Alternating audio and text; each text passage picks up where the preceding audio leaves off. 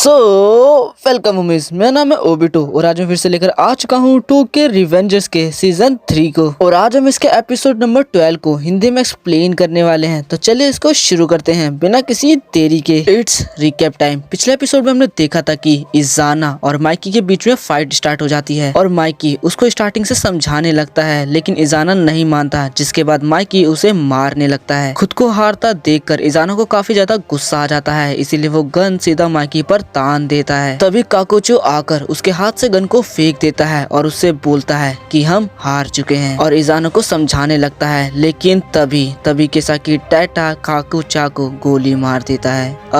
अब यहाँ एपिसोड की शुरुआत में काकुचा को बहुत ज्यादा खून निकल रहा होता है। तभी केसाकी बोलता है, एक एक कर मेरे सारे प्लान तुमने खराब कर दिए हानागा की, और अब मैं माइकी का इस्तेमाल भी नहीं कर सकता। और काकुचो तुम भी मेरे रास्ते के बीच में आ रहे हो। तभी ये सुनकर काकुचो खड़ा हो जाता है और बोलता है, केसाकी मैं तुम्हें कभी भी इजाना के करीब नहीं जाने दूंगा। और ऐसा बोलकर वो केसाकी पर अटैक करने लग जाता है, पर केसाकी उस पर शूट कर देता है, लेकिन इजाना काकुचो को हटाकर वो सारी गोलियां अपने ऊपर ले लेता है। और ये देखकर वहाँ खड़े सभी लोग एकदम हैरान हो जाते हैं, जिसके बाद इजाना और काकुचो जमीन पर गिर जाते हैं। तभी काकुचो बोलता है इजाना, तभी इजाना बोलता है तुम बेवकूफ आखिर कर क्या रहे थे। तभी माइकी उसके पास आता है। इजाना बोलता है, माइकी मैं तुम्हें कुछ बताना चाहता हूँ, तेंजकू हार चुकी है। इस पर काकुचो बोलता है, तुम्हें ये कहने की जरूरत नहीं है इजाना। इजाना बोलता है, बेवकूफ मत बनो, मैं आज तक तुम्हें समझ नहीं पाया। इस पर काकुचो बोलता है, आखिर तुमने मुझे बचाया क्यों इजाना? तुम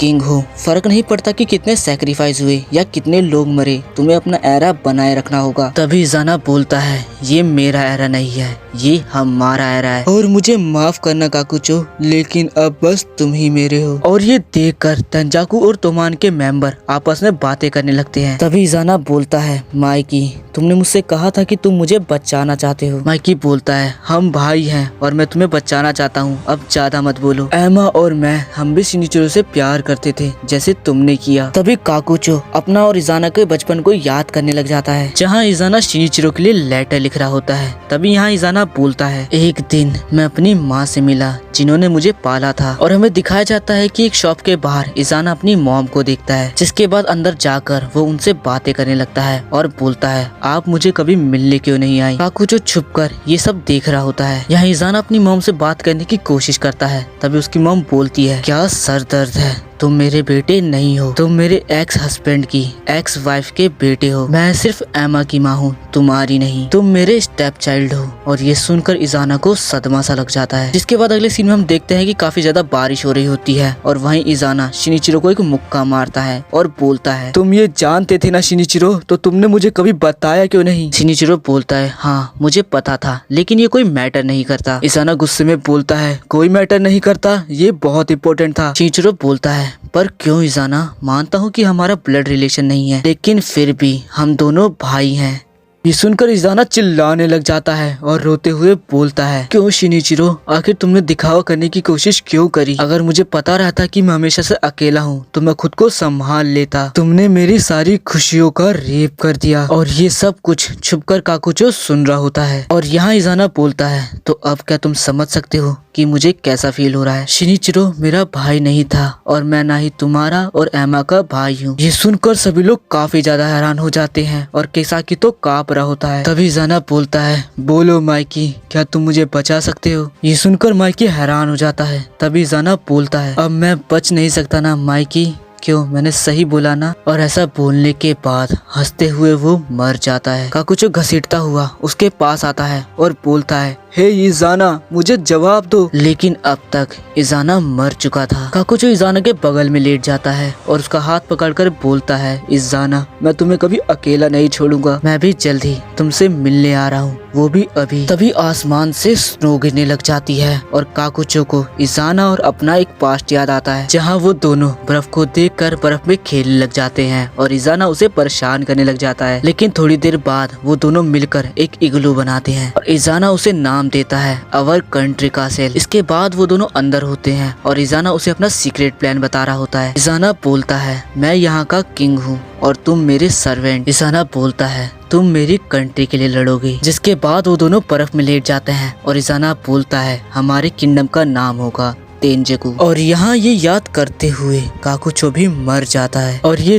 देखकर ताकेमिची रोने लग जाता है। जिसके बाद माइकी बोलता है सभी तोमान के मेंबर और तेंजाकू के मेंबर ध्यान से सुनो, लड़ाई खत्म हो चुकी है और अब यहाँ से जल्दी से निकल जाओ, मैं यहाँ रहकर सब कुछ संभाल लूंगा। तभी तेंजाकू के बिग फोर बोलते हैं माइकी तुम भी यहाँ से चले जाओ, हम यहाँ रहकर सब कुछ संभाल लेंगे। तभी हटाने ब्रदर्स का बड़ा भाई बोलता है हम सब इजानो को अपने पर्पस की वजह से फॉलो कर रहे थे। जिसके बाद वो इजाना और काकुचा की आंखों को बंद करते हुए बोलता है हमने देखा कैप्टन्स जिस तरह से आपने अपनी लाइफ को जिया। तभी डार्किन बोलता है अब क्या। जिसके बाद हम केसाकी को देखते हैं जो कि कांप रहा होता है और उसकी बहुत ज्यादा फट रही होती है क्योंकि माइकी उसे घूर रहा होता है और माइकी बोलता है तुम वो अकेले हो जिसे मैं कभी माफ नहीं कर सकता। ये सुन ताकेमिची सोचता है तुमने सही कहा ये अकेला ही है। ये सुनकर केसाकी की और भी ज्यादा फटने लग जाती है और माइकी उसकी तरफ ही बढ़ रहा होता है। तभी हानमा अपनी बाइक से आता है और केसाकी को लेकर यहाँ से भाग जाता है। केसाकी को भागता देखकर ताकेमिची सोचता है अगर ये आज यहाँ से भाग गया तो चीजें वैसे ही चलती रहेंगी। तभी डार्किन अपनी बाइक को लेकर आ जाता है और ताकेमिची को अपने साथ चलने के लिए कहता है लेकिन ताकेमिची सोचता है कि वो हिना को यहाँ अकेला नहीं छोड़ सकता। तभी माइकी बोलता है ताकेमिची तुम चले जाओ, हिना को मैं देख लूंगा। जिसके बाद डार्किन हानमा की बाइक का पीछा करने लग जाता है। तभी ताकेमिची सोचता है नाउ तो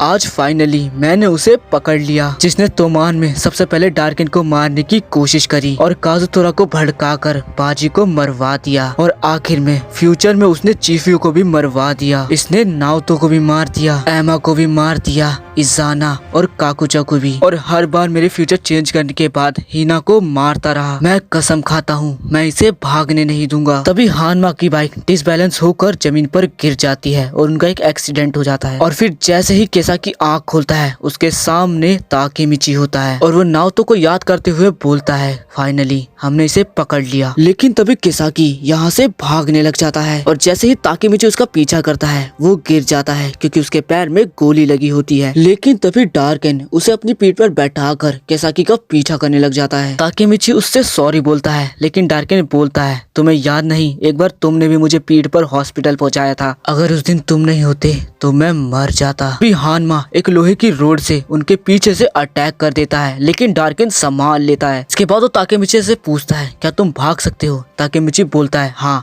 मैं भाग सकता हूँ और ऐसा बोलकर वो केसाकी के पीछे भागने लग जाता है। ताकेमिची कंटिन्यूअसली बहुत दूर तक केसाकी का पीछा करता है। अभी केसाकी एक पार्किंग में जाता है और जैसे ही ताकेमिची वहाँ आता है वो उस पर एक ईंटे से अटैक कर देता है लेकिन ताकेमिची डैमेज होने के बावजूद उसे खींचकर एक मुक्का मारता है। इसके बाद दोनों एक दूसरे को मुक्के मारने लग जाते हैं और लड़ने लग जाते हैं और इसी के साथ ये वाला एपिसोड यहाँ पर खत्म होता है। हम मिलेंगे नेक्स्ट एपिसोड में, जब तक के लिए मेरे चैनल को सब्सक्राइब कर ले।